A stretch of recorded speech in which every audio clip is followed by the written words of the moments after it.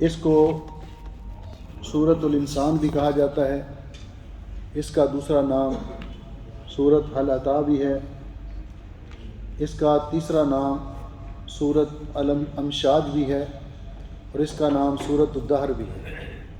عام طور پر تفسیر کی کتابوں میں اس کے 4 نام ذکر کیے گئے ہیں، لیکن معروف اس وقت جو مصاحف ہیں ان کے اندر آپ کو 2 نام ملیں گے، یا تو سورۃ الدہر، جس طرح یہ ہمارے اردو ترجمے والے جو مصاحف ہیں ان کے اندر ہے، اور یہ میرے سامنے جو مصحف ہے اس کے اندر سورۃ الانسان اس کا نام لکھا ہوا ہے۔ یہ مبارک سورت، اس کے بارے میں اختلاف ہے کہ یہ سورت مکی ہے یا مدنی ہے۔ زیادہ تر مصاحف کے اندر یہی لکھا ہوا ہے کہ یہ سورت مکی ہے، اور حضرت ابن عباس رضی اللہ تعالیٰ عنہما، مقاتل اور کلبی کا یہ قول ہے کہ یہ سورت مکی ہے، لیکن جمہور کے نزدیک یہ سورت مدنی ہے، یہ سورت مدنی ہے۔ ایک تیسرا قول بھی ہے کہ اس کی کچھ آیات مکی ہیں اور کچھ مدنی ہیں، لیکن معروف یہی ہے کہ یہ سورت مکی ہے۔ اللہ سبحانہ و تعالی اس مبارک سورت کی 31 آیات ہیں، وہی 31 آیہ ومئتان واربعون کلمہ، اور اس کے 240 کلمات ہیں، و1450 حرفاً، اور اس کے 1450 حروف ہیں۔ جن لوگوں نے محنت کر کے ان کے کلمات اور حروف کو شمار کیا ہمارے فائدے کے لیے، تو ذکر کر رہا ہوں کہ اس کی 31 آیات، 240 کلمات اور 1450 حروف ہیں۔ نبی اکرم صلی اللہ علیہ وسلم اس مبارک صورت کو جمعہ کے دن فجر کی نماز میں تلاوت کیا کرتے تھے۔ عن ابن عباس رضی اللہ عنہما، حضرت عبداللہ ابن عباس رضی اللہ تعالیٰ عنہ سے روایت ہے، ان رسول اللہ صلی اللہ علیہ وسلم، کہ بے شک رسول اکرم صلی اللہ علیہ وسلم، کان یقرأ فی صلاۃ الصبح یوم الجمعۃ الف لام میم تنزیل السجدہ وہل اتی علی الانسان۔ نبی پاک صلی اللہ علیہ وسلم جمعہ کے دن فجر کی نماز میں پہلی رکعت کے اندر سورۃ فاتحہ کے بعد سورۃ سجدہ کی تلاوت کیا کرتے تھے، اور دوسری رکعت میں سورہ فاتحہ کے بعد سورۃ الدہر کی یا سورۃ الانسان کی تلاوت کیا کرتے تھے۔ اللہ سبحانہ و تعالیٰ نے اس مبارک سورت کے اندر جو موضوع بیان کیا ہے وہ پچھلی سورت کے ساتھ ملتا جلتا ہی ہے، کہ وہ لوگ جو آخرت پر ایمان لانے کے منکر تھے، مرنے کے بعد دوبارہ زندہ ہونے کے قائل نہیں تھے، اللہ سبحانہ و تعالیٰ نے ان کو قائل کرنے کے لیے یہ اسلوب اختیار کیا، اور ایک ایسا اسلوب اختیار کیا کہ جو اس سے پہلے اختیار نہیں کیا کسی صورت کی ابتدا میں۔ ایک تو یہ اسلوب استفہام ہے، اور دوسرا اللہ سبحانہ و تعالیٰ انسان کو، بندوں کو یہ سمجھانا چاہتے ہیں جو آخرت کے منکر ہیں، آخرت پر ایمان نہیں لاتے، کیا انسان پر کوئی ایسا وقت بھی آیا ہے کہ جب یہ نہیں تھا، اس کا ذکر بھی نہیں تھا، اس کا وجود بھی نہیں تھا؟ کیا انسان پر کوئی ایسا وقت بھی آیا ہے؟ اس انداز اور اس اسلوب سے اللہ سبحانہ و تعالیٰ نے اس سورت کا آغاز فرمایا ہے۔ اللہ سبحانہ و تعالیٰ فرماتے ہیں، اعوذ باللہ من الشیطان الرجیم، بسم اللہ الرحمن الرحیم، حل اتی علی الانسان۔ حل جو ہے یہ حرف استفہام ہے، عام طور پر یہ کسی سے سوال کرنے کے لیے استعمال ہوتا ہے، پوچھنے کے لیے، لیکن یہ اس وقت کہ جب کسی سے کچھ دریافت کرنا مقصود ہو۔ لیکن یہاں پر اللہ سبحانہ و تعالیٰ اس انداز میں اسلوب استفہام کو استعمال کر رہے ہیں کہ جو تقریب کے لیے اور بات کو آسانی سے سمجھانے کے لیے استعمال ہوتا ہے۔ اس لیے مفسرین نے لکھا ہے کہ یہاں حل، اس کا معنی قد ہے، یعنی حل بمعنی قد، یقیناً، تحقیق، جس کا معنی کیا ہے؟ تحقیق یا یقیناً۔ تو اس لیے جب اس کا ہم ترجمہ کریں گے تو ہم اس کا ترجمہ اس طرح کریں گے، هل اتى على الانسان حين من الدهر، کیا انسان پر زمانے میں سے کوئی ایسا وقت آیا ہے؟ تو یہاں اس کا ترجمہ کریں گے یقیناً انسان پر زمانے میں ایک ایسا وقت آیا ہے، یقیناً انسان پر زمانے میں جو زمانہ گزر رہا ہے اس میں اس پر ایک ایسا وقت آیا ہے۔ ہین کہتے ہیں وقت کو، ایک محدود وقت اسے ہین کہا جاتا ہے، اور دہر کا معنی زمانہ ہے۔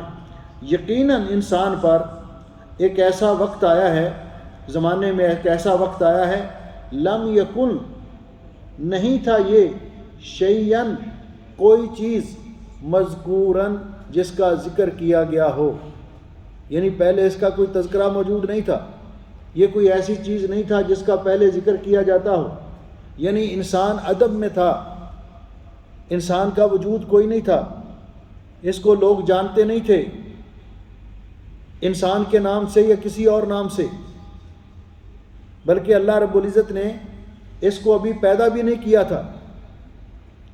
یہاں پر اس آیت کی تفسیر میں بعض مفسرین نے ایک بات لکھی ہے کہ ہین کا معنی کیا ہے۔ انہوں نے کہا کہ ہین کا معنی یہ ہے کہ ایک وقت آیا، زمانے کی ایک مدت آئی جو 40 سال تھی۔ اللہ سبحانہ و تعالیٰ نے آدم علیہ السلام کا سٹرکچر اور ڈھانچہ بنا کر تیار کیا، لیکن ابھی اس میں روح نہیں پھونکی تھی، ابھی کسی کو نہیں پتا تھا کہ یہ کیا بن رہا ہے، اس کا نام کیا ہوگا، اس کی صورتحال کیسے ہوگی، یہ کیا کرے گا، اس کی تخلیق کا مقصد کیا ہے۔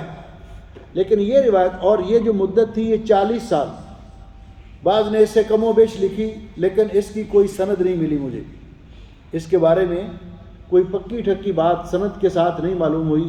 میں نے اس لیے ذکر کیا کہ بعض تفسیروں میں اس کا ذکر ہے، لیکن عمومی طور پر اللہ سبحانہ و تعالیٰ نے جو اسلوب اختیار کیا ہے ان لوگوں کو سمجھانے کے لیے کہ وہ شخص، وہ انسان جس کا پہلے وجود نہیں تھا، ذکر بھی نہیں تھا، اللہ نے اس کو پیدا کر لیا، تو وہ مالک جو اس کو بغیر کسی ذکر کے، کسی مثال سابق کے، جس کا تذکرہ بھی نہیں تھا، اس کو پیدا کر سکتا ہے، تو کیا اس کو وہ دوبارہ زندہ نہیں کر سکتا؟ ان کو یہ بات سمجھانے کے لیے اللہ رب العزت نے یہ اسلوب، جو آخرت کے منکر تھے اور البعث بعد الموت کے منکر تھے، ان کو سمجھانے کے لیے یہ اسلوب اختیار کیا۔ یہاں الانسان سے مراد، پہلا جو الانسان ہے، اس سے مراد حضرت آدم علیہ السلام ہے، اس سے مراد حضرت آدم علیہ السلام ہے، اور اس سورت کا نام بھی اسی آیت سے لیا گیا ہے، الانسان، اور جب سورت دہر وہ بھی اسی آیت سے لیا گیا ہے، جو اس کے بعد ذکر ہے ہین من الدہر، یہاں سے اس کا نام لیا گیا ہے۔ تو اللہ سبحانہ و تعالیٰ فرماتے ہیں کہ انسان پر یقیناً ایک ایسا وقت آیا جب یہ کوئی قابل ذکر چیز نہیں تھا، اس کا کہیں تذکرہ نہیں تھا، کہیں اس کا ذکر نہیں تھا، اللہ سبحانہ و تعالیٰ نے اس کو بغیر کسی سابق مثال کے اس کو پیدا کیا، اس کو انسان بنایا، اور اس سے مراد حضرت آدم علیہ السلام ہے۔ اس کے بعد اللہ رب العزت فرماتے ہیں انا خلقنا الانسان، انا بے شک ہم نے، خلقنا پیدا کیا۔ یہاں ایک بات معلوم ہوتی ہے کہ اللہ سبحانہ و تعالیٰ نے پہلے فرمایا انا، بے شک ہم نے، یہ بھی جمع کا صیغہ ہے، اور انا حرف تاکید ہے، بے شک ہم نے، پھر خلقنا بھی اللہ رب العزت نے فرمایا کہ ہم نے پیدا کیا۔ تو اس سے معلوم ہوتا ہے کہ اللہ سبحانہ و تعالیٰ کو اپنے اس شاہکار پر فخر ہے۔ عام سادہ مثال میں سمجھیے نا، اگر کسی نے میاں صاحب نے مثلا دعوت کی ہماری اور کھانا اچھا پکایا، تو جناب ہم نے کہا ماشاءاللہ بہت اچھا انہوں نے آج کھانا پکایا، تو انہوں نے کہا جی میں نے بنایا، جی میں نے، ایک ہم نے کیا، جی ہم نہیں، ویسے گھبرائے نہیں، میں ویسے بات کر رہا ہوں، مجھے اتنا، ہاں جی، کہ یہ کام کوئی اچھا کام کر لے، اس سے ہو جائے تو کہتا ہے ہم نے کیا ہے، جی ہم نے۔ بیوی سے سالن اچھا پک جائے کبھی اللہ کرے، تو وہ بھی کہتی جی میں نے بنایا، جی میں نے۔ تو یہ جو ہے نا، اللہ رب العزت نے قرآن پاک کی دوسری آیات میں ذکر کیا اس کا واضح طور پر، فَتَبَارَكَ اللَّهُ أَحْسَنُ الْخَالِقِينَ، انسان کی تخلیق کا ذکر کرتے ہوئے تو اللہ تعالیٰ کو اس اپنے شاہکار پر فخر ہے۔ تو اللہ تعالیٰ فرماتے ہیں اِنَّا خَلَقْنَا الْإِنسَانَ، بے شک ہم نے پیدا کیا انسان کو۔ یہ دوسرا انسان جو ہے نا، اس سے مراد آدم علیہ السلام کی اولاد ہے، آدم علیہ السلام کی اولاد ہے، کیونکہ اس کی تخلیق کا جو طریقہ کار اور جو اسباب اللہ تعالیٰ نے ذکر کیے ہیں اور جو اطوار ذکر کیے ہیں ان سے معلوم ہوتا ہے کہ اس سے مراد دوسرا جو انسان کا لفظ استعمال کیا گیا تو اس سے مراد آدم علیہ السلام نہیں، ان کی اولاد ہے۔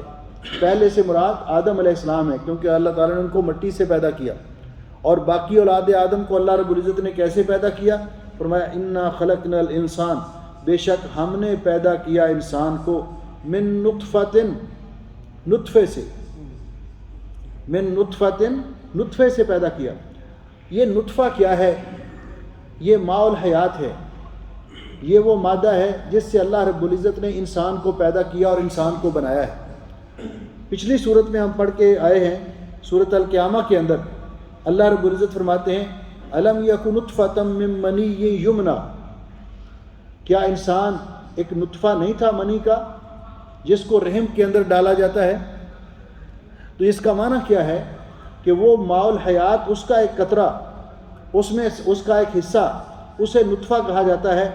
اور اللہ سبحانہ و تعالیٰ نے اس کے بعد یہ جو کلمہ استعمال کیا ہے نا، من نطفۃ امشاج، امشاج کا معنی ملا جلا، خلط ملط ہونا، کسی چیز کے اندر مکس اپ ہونا، کیونکہ اللہ سبحانہ و تعالیٰ نے جو طریقہ کار بنایا ہے انسان کی تخلیق کا، یا عام ہے جو جانور ہیں جاندار ہیں ان کی تخلیق کا جو طریقہ کار بنایا ہے، تو یہ نر اور مادہ ان دونوں کے پانی کے ملاپ سے پیدا ہوتے ہیں۔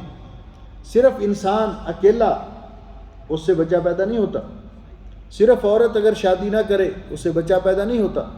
اللہ تعالیٰ اگر چاہے تو کر سکتا ہے، اللہ تعالیٰ اگر چاہے تو کر سکتا ہے، جس طرح کہ اللہ سبحانہ و تعالیٰ نے قرآن پاک میں انسان کی تخلیق اور پیدائش کے 4 طریقہ کار ذکر کیے۔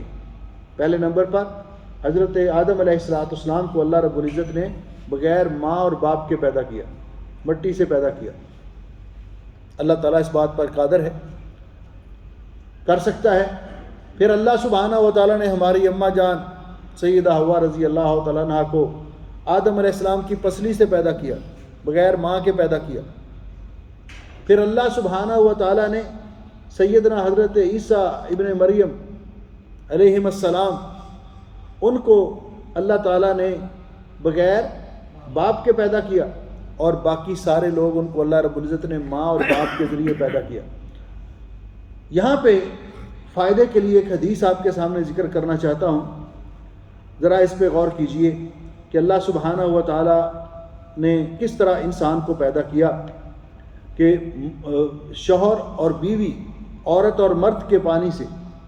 حضرت انس رضی اللہ تعالیٰ عنہ بیان فرماتے ہیں، صحیح بخاری کی یہ حدیث ہے کہ انہوں نے حضرت عبداللہ ابن سلام رضی اللہ تعالیٰ عنہ سے سنا۔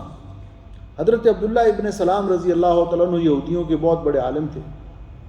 جب ان کو پتہ چلا کہ نبی پاک صلی اللہ علیہ وسلم ہجرت کر کے قباء میں تشریف لے آئے ہیں، تو یہ بھی صورتحال کا جائزہ لینے کے لیے وہاں گئے، ابھی اسلام نہیں لائے تھے۔ انہوں نے نبی پاک صلی اللہ علیہ وسلم سے وہاں جو گفتگو سنی وہ بھی انہوں نے بیان کی، کہ سب سے پہلے تو انہوں نے اپنے تاثر بیان کیے کہ میں نے رسول اکرم صلی اللہ علیہ وسلم کے رخ انور کو دیکھ کر میرے دل نے یقین کر لیا کہ ایسا شخص جھوٹ نہیں بول سکتا۔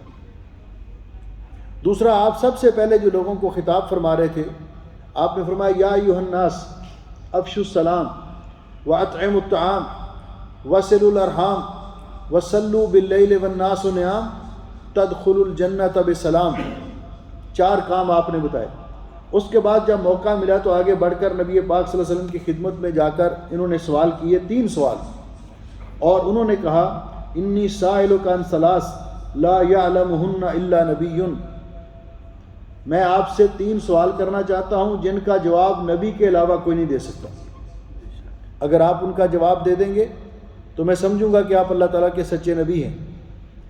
تو نبی پاک صلی اللہ علیہ وسلم نے فرمایا کہ ہاں کیا 3 سوال ہیں؟ تو انہوں نے کہا فما اول اشراط الساعہ، قیامت کی علامات میں سب سے پہلی علامت کیا ہے؟ جو قیامت کی علامات کبریٰ ظاہر ہوں گی ان میں سب سے پہلی علامات کیا ہے؟ دوسرا سوال یہ ہے ما اول طعام اہل الجنہ، جنتی جب جنت میں جائیں گے تو اس کا سب سے پہلے کھانا کیا ہوگا؟ ان کو کھانے کے لیے اللہ تعالیٰ کی طرف سے کیا ملے گا؟ انشاءاللہ ہم کھائیں گے، اللہ تعالیٰ ہم سب کو جنت الفردوس نصیب کرے، اور انشاءاللہ ہم یہ وہ مزے وہاں کے ہی ہیں، دنیا میں صرف نام ہی ہے۔ اور فرمایا پہلا کھانا کیا ملے گا؟ اور تیسرا سوال وما ينزل الولد الى ابیہ او الى امہ،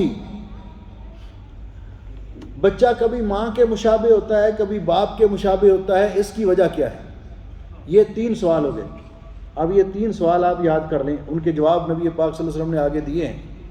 پہلا سوال کیا تھا؟ قیامت کی علامات میں سب سے پہلی علامات کبریٰ میں سے پہلی نشانی کیا ہے؟ دوسرا سوال کیا تھا؟ جنت میں جنتیوں کو سب سے پہلے کیا کھانا ملے گا؟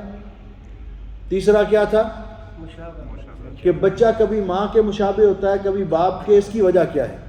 تو رسول اکرم صلی اللہ علیہ وسلم نے فرمایا، دیکھیے آپ نے فرمایا قال اخبرنی بہن جبریل آنفا، آپ کے سوالوں کے جواب ابھی ابھی جبریل امین نے مجھے بتائے، جس میں یہ بات ظاہر بھی ہوئی کہ نبی پاک صلی اللہ علیہ وسلم قرآن پاک کی اس آیت کے مطابق وما ينطق عن الهوى ان هو الا وحی یوحی، آپ اپنی مرضی سے کوئی بات نہیں کرتے تھے، آپ وہی بات بتاتے جو وحی الہی کے ذریعے آپ پر اللہ تعالیٰ نازل فرماتے۔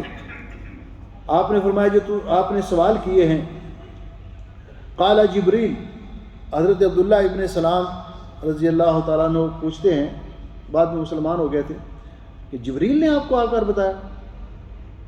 اس لیے کہ یہودی جو تھے یہ کہتے تھے کہ جبریل کے ساتھ ہماری بڑی مخالفت ہے، یہ ہمارا مخالف ہے، یہی عذاب لے کر آتا ہے، یہی ہمارے خلاف باتیں لے کر آتا ہے۔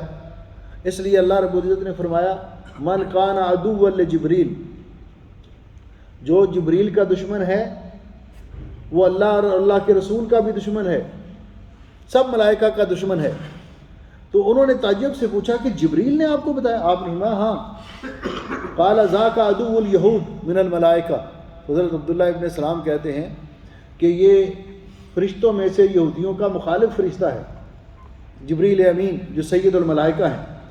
پھر انہوں نے قرآن پاک کی آیت تلاوت کی، نبی پاک صلی اللہ علیہ وسلم نے من کان عدوا لجبریل فإنہ نزلہ علی قلبک بإذن اللہ، کہ اللہ تعالیٰ فرماتے ہیں کہ جو جبریل کا دشمن ہے اس کو یہ بات بتلا دیجئے کہ جبریل امین نے یہ قرآن کریم اللہ کے حکم سے آپ کے قلب اطہر پر نازل کیا ہے، تمہاری مخالفت اس کی کوئی پرواہ نہیں۔ اس کے بعد آپ نے فرمایا، آپ نے جو سوال کیے تھے ان میں سے آپ کا پہلا سوال یہ تھا اما اول اشراط الساعہ، قیامت کی نشانیوں میں سب سے پہلی نشانی، بڑی نشانیوں میں سے فرمایا نار تحشر الناس من المشرق الى المغرب، مشرق سے ایک نار برآمد ہوگی، آگ برآمد ہوگی جو لوگوں کو مغرب کی طرف دھکیل کر لائے گی۔ یہ نار کیا ہوگی؟ لوگ اس کی مختلف تفسیریں بیان کرتے ہیں کہ اگر اس کی تفسیر یوں بھی کر لی جائے کہ یہ علاقے جن کے پاس کوئی ایسا ایٹمی پروگرام نہیں، تو مشرق کے اندر پاکستان کے پاس، انڈیا کے پاس، ان کے پاس ہے، جب یہ ایٹمی جنگ ہوگی تو ادھر آگ ہی آگ ہوگی، تو لوگ آگ سے بچاؤ کے لیے اس طرف آئیں گے جس علاقے کے اندر جنگ نہیں ہوگی۔ کوئی اس کی کوئی تفسیر کرتا ہے۔ بہرحال آپ نے فرمایا کہ مشرق سے ایک آگ برآمد ہوگی جو لوگوں کو دھکیل کر لوگوں کو اکٹھا کر دے گی مغرب کی طرف، کیونکہ نبی علیہ الصلوۃ والسلام نے فرمایا کہ ارض الشام، یہ شام کی سرزمین، ارض المنشر والمحشر، یہ وہ سرزمین ہے جہاں محشر قائم ہوگا، میدان محشر ہوگا، اور یہاں سے لوگوں کو اٹھایا جائے گا، لوگوں کو اکٹھا کرنے کی اور لوگوں کو جمع کرنے کی جگہ ہے۔ تو فرمایا آگ، نبی علیہ السلام نے فرمایا دوسری حدیث کے اندر کہ وہ آگ اس طرح لوگوں کو ہانک کر لائے گی جو پیچھے رہ جائے گا اس کو جلا کے بھسم کر دے گی۔ جو آگے نکل جائے گا اس سے بچنے کے لیے وہ بچ گیا، جو پیچھے رہ جائے گا سستی کرے گا آگ اس کو جلا کے رکھ دے گی۔ تو پہلی کہ آگ نکلے گی جو تحشر الناس من المشرق، مشرق کی طرف سے لوگوں کو مغرب کی طرف لائے گی، الی المغرب۔ دوسرا سوال، وَأَمَّا أَوَّلُ طَعَامٍ يَأْكُلُهُ أَهْلُ الْجَنَّةِ، جنتی سب سے پہلے جو کھانا کھائیں گے آپ نے فرمایا فَزِيَادَةُ كَبِدِ الْحُوتِ، یہ مچھلی کی کلیجی کا بڑا ہوا حصہ، مچھلی کی کلیجی کا بڑا ہوا حصہ، اس کو اللہ سبحانہ و تعالیٰ جنتیوں کی مہمانی کے لیے جنتیوں کے سامنے پیش کریں گے اور ان کو یہ مہمانی دی جائے گی۔ تو ظاہر بات ہے کہ اس سے یہ معلوم ہوتا ہے کہ پہلے جنتی لوگ وہاں سے حوض کوثر سے جام کوثر پی کے آئے، اللہ ہم سب کو نصیب کرے۔ اور اس کے بارے میں نبی علیہ السلام نے فرمایا کہ پہلے جو مہمانی ہوئی وہ حوض کوثر سے، اور وہ پانی شہد سے زیادہ میٹھا ہے، برف سے زیادہ ٹھنڈا ہے، دودھ سے زیادہ سفید ہے۔ اب میٹھے کے بعد نمکین چیز کھانے کو بھی دل چاہتا ہے، تو اب جنتیوں کو آتے ہی اللہ سبحانہ و تعالیٰ نے مچھلی کی کلیجی کا بڑا ہوا حصہ وہ عطا کریں گے۔ یہ دوسری چیز کہ اول طعام اہل الجنہ۔ فرمایا وَإِذَا سَبَقَ مَاءُ الرَّجُلِ مَاءَ الْمَرْأَةِ، بچہ عورت اور مرد کے پانی سے اور نطفے سے پیدا ہوتا ہے۔ جب اذا سبق ماء الرجل ماء المرأة، جب آدمی کا پانی سبقت لے جاتا ہے، یعنی وہ محل جہاں رحم کے اندر بچہ قرار پکڑتا ہے وہاں تک پہنچنے میں اگر آدمی کا پانی سبقت لے جاتا ہے، آدمی کی منی سبقت لے جاتی ہے تو بچہ باپ کے مشابہ ہوتا ہے، اور اگر عورت کا پانی سبقت لے جاتا ہے تو بچہ ماں کے مشابہ ہوتا ہے۔ تینوں سوالوں کے رسول اکرم صلی اللہ علیہ وسلم نے جواب دے دیے۔ دوسری حدیث میں مسلم شریف میں رسول اکرم صلی اللہ علیہ وسلم نے فرمایا کہ ان ماء الرجل، آدمی کا وہ پانی جس سے اللہ تعالیٰ انسان کی تخلیق کرتا ہے، بچہ پیدا ہوتا ہے، وہ پانی ایسا ہوتا ہے ماء غلیظ ابیض، ماء الرجل غلیظ ابیض، وہ گاڑھا اور سفید رنگ کا ہوتا ہے، گاڑھا اور سفید رنگ کا ہوتا ہے۔ وماء المرأة رقیق اصفر، اور آدمی کا جو مادہ منویہ، عورت کا جو مادہ منویہ ہوتا ہے وہ پتلا اور زرد رنگ کا ہوتا ہے۔ فرمایا فمن ایہما علی سب او سبق یکون فی منہ شبہ، فرمایا جو بھی ان میں غالب آ جاتا ہے بچہ اسی کے مشابہ ہوتا ہے۔ اس مشابہت کی علماء نے کئی قسمیں بیان کی ہیں، یا تو جنس میں مشابہ ہوتا ہے کہ اگر مرد کا پانی غالب آیا تو بیٹا پیدا ہوگا، عورت کا پانی غالب آیا تو بیٹی پیدا ہوگی، یا پھر عادات شکل و صورت میں مشابہت ہوتی ہے کہ ہوتا بعض اوقات بچہ لڑکا ہے لیکن اس کی شکل و صورت ماں سے ملتی ہوتی ہے، ہوتی بیٹی ہے لیکن اس کی شکل و صورت باپ سے ملتی ہوتی ہے، یا پھر اخلاق و عادات میں۔ تینوں چیزیں بھی ہو سکتی ہیں اور الگ الگ بھی ہو سکتے ہیں کہ مشابہت کی یہ وجہ ہے۔ تو اللہ رب العزت نے یہاں پہ فرمایا کہ ہم نے انسان کو پیدا کیا من نطفۃ امشاج، ملے جلے نطفے سے جو مخلوط تھا، عورت اور مرد کا پانی۔ اللہ رب العزت نے قرآن پاک میں 30ویں پارے میں بھی فرمایا کہ انسان فَلْيَنْظُرِ الْإِنسَانُ مِمَّا خُلِقَ، انسان کو ذرا غور کرنا چاہیے کہ اللہ نے اس کو کس چیز سے پیدا کیا۔ بڑا تکبر کرتا ہے، بڑا غرور کرتا ہے، لیکن اس کو اپنی تخلیق پر، اپنی اصلیت پر غور کرنا چاہیے، کس چیز سے پیدا کیا۔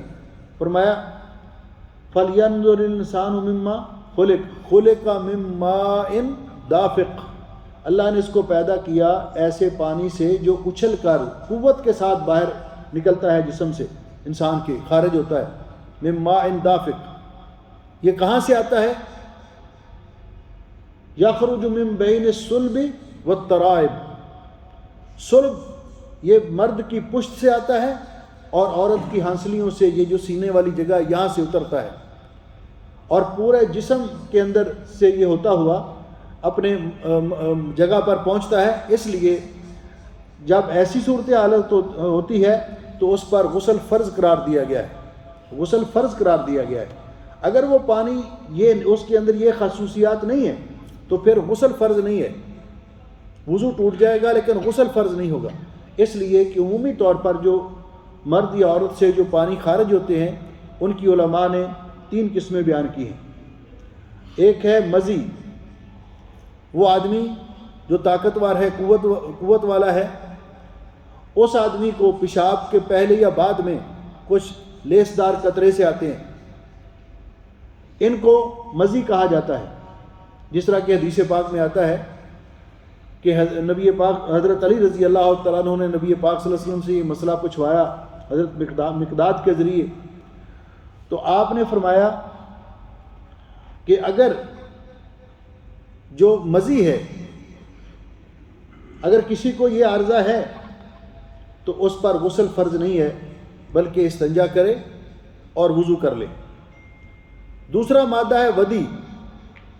ودی ایک سفید سا مادہ ہے، جو آدمی کو کوئی ایسا خیال ذہن میں آیا شہوانی یا اس طرح، تو بغیر جھٹکے اور قوت کے وہ پانی کا قطرہ خارج ہو گیا، یعنی اپنا اس کو محسوس ہوا، تو اس پر بھی استنجا کیا جائے گا، کپڑے کو لگے تو اس کو دھویا جائے گا، لیکن غسل فرض نہیں ہے۔ غسل اس وقت فرض ہے جب منی خارج ہو، خواہ احتلام کی صورت میں ہو، خواہ ازدواجی تعلقات قائم کرنے کی صورت میں ہو، تو یہ پانی، اس کا وصف یہ بیان کیا گیا کہ من ماء دافق، دافق کا معنی دفق، اچھل کر نکلنے والا، قوت اور زور سے نکلنے والا پانی، جو عورت کی ہنسلیوں سے اور چھاتیوں سے اور مرد کی پشت سے خارج ہوتا ہے، اس پر غسل فرض ہے، اس پر غسل فرض ہے۔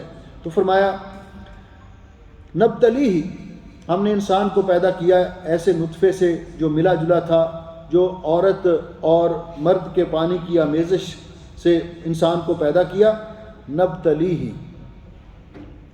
ہم اس کو نبتلیہ آزمائیں گے۔ انسان کو پیدا کیوں کیا؟ اس کی آزمائش کے لیے۔ آزمائش کیا ہے؟ آزمائش کیا ہے؟ اس کا اللہ رب العزت نے بعد کے دو کلمات کے اندر ذکر کیا کہ اللہ رب العزت نے سورہ توبہ، سورہ ملک کے شروع میں فرمایا انسان کی جو تخلیق کا مقصد ہے، الذی خلق الموت والحیات لیبلوکم ایکم احسن عملا، کہ اللہ تعالیٰ یہ آزمانا چاہتے ہیں کہ ہم دنیا میں انسان کو پیدا کیا، اس کو دنیا میں بھیجیں گے تو ان میں سے کون ہے جو اچھے اعمال کرتا ہے، اچھے اعمال کرتا ہے۔ اس لیے اللہ تعالیٰ فرماتے ہیں، اللہ تعالیٰ نے جو تکلیف ہے کہ انسان کے مکلف ہونے کے اسباب ذکر کیے، اس کے بعد اگر اس کے اندر یہ چیزیں نہیں پائی جاتی تو وہ مکلف نہیں ہے۔ اسباب کیا ہیں؟ فجعلناہ، پس ہم نے بنایا اس کو، کس کو؟ انسان کو، سمیعا بصیرا، سننے والا اور دیکھنے والا، سننے والا اور دیکھنے والا۔ اب اس مسئلے کو یہاں سمجھنے کی کوشش کریں کہ اللہ تعالیٰ نے یہاں تکلیف جو کون انسان مکلف ہے، شرعی احکام کا پابند ہے، اور کون مرفوع القلم ہے، اس کا یہاں ذکر کیا کہ اللہ تعالیٰ نے انسان کو باقی مخلوقات سے ممتاز کیا عقل کے ذریعے۔ سب سے پہلی چیز، تکلیف کا دار و مدار عقل پر ہے۔ جو معوف العقل ہے، مجنون ہے، وہ مرفوع القلم ہے، وہ مکلف نہیں ہے۔ جانور، ان کے پاس عقل نہیں ہے، بھینس، گائے وغیرہ جتنے جانور ہیں، دیکھتے بھی ہیں، سنتے بھی ہیں، لیکن ان کے پاس عقل نہیں ہے، اس لیے وہ مکلف نہیں ہیں، وہ مکلف نہیں ہے، شرعی احکام کے پابند نہیں ہے۔ کہ کسی کی بھینس اگر کسی کا چارہ کھا جائے تو قیامت کے دن اللہ تعالیٰ سے پوچھیں گے کیوں کھایا تھا، یا اس سے حساب لیا جائے گا، یا کوئی اور ان سے مسٹیک ہو جو دودھ نہیں دیا تو اس کو قیامت کے دن سزا ہوگی کہ تو نے دودھ کیوں نہیں دیا تھا۔ یہ نہیں، وہ مکلف نہیں ہے۔ ان کا اتنا ہی کام ہے کہ اللہ نے انسان کی خدمت کے لیے، ضرورت کے لیے پیدا کیا ہے، اور جب آخر میں اگر کسی جانور نے کسی جانور پر ظلم کیا ہوگا تو اس سے بدلہ لے کر اللہ فرمائیں گے کونی ترابا، مٹی میں مل جاؤ، اس لیے کہ ان کے لیے نہ جنت ہے نہ دوزخ ہے، ان کے لیے نہ جنت ہے، نہ سزا ہے اور نہ جزا ہے۔ تو لیکن انسان، اس کے پاس عقل ہے اور عقل کے ساتھ سنتا بھی ہے اور دیکھتا بھی ہے، تو یہ مکلف ہے۔ اگر کسی انسان کے پاس عقل تو ہے لیکن وہ دیکھتا نہیں، سنتا ہے، وہ بھی مکلف ہے۔ اگر کوئی انسان، اس کی عقل تو ہے لیکن وہ سنتا نہیں، دیکھتا ہے، وہ بھی مکلف ہے۔ لیکن اگر کسی انسان کی عقل تو ہے، وہ عقل تو ہے لیکن وہ دیکھتا بھی نہیں اور سنتا بھی نہیں، تو وہ مکلف نہیں ہے، وہ مکلف نہیں ہے۔ اس سلسلے میں آپ کا میرا ٹائم بھی تھوڑا بہت زیادہ ہو گیا ہے، تو یہ اس سلسلے میں کہ کل میں اگر زندگی رہی کل درس عشاء کے بعد ہوگا تو یہ حدیث آپ کے سامنے ذکر کروں گا کہ قیامت کے دن، اور صحیح حدیث ہے، 4 قسم کے لوگ اللہ تعالیٰ کی بارگاہ میں اپنی حجت پیش کریں گے۔ 4 قسم کے لوگ وہ کون ہیں اور کیا حجت پیش کریں گے، اور اللہ تعالیٰ ان کے بارے میں پھر کیا فیصلہ کریں گے، اس کا انشاءاللہ کل کے درس میں ذکر کریں گے۔ اللہ سبحانہ و تعالیٰ میرا اور آپ کا اس پروگرام میں حاضر ہونا اور بیٹھنا قبول و منظور فرمائے، اور اپنی کتاب مقدس کی نورانی تعلیمات سے ہمارے سینوں کو منور کرے، کتاب و سنت کی تعلیمات کے مطابق زندگی بسر کرنے کی توفیق بخشے، اور جس طرح اللہ تعالیٰ نے اس نیک مقصد کے لیے ہمیں اپنے اس پاک گھر میں جمع کیا ہے، اللہ تعالیٰ قیامت کے دن ہمیں جنت الفردوس میں جمع فرمائے۔ اللہ تعالیٰ بیماروں کو شفا دے، فلسطین میں، غزہ میں ہمارے مسلمان بہن بھائیوں کی مدد فرمائے۔ انشاءاللہ کل ملاقات ہوگی۔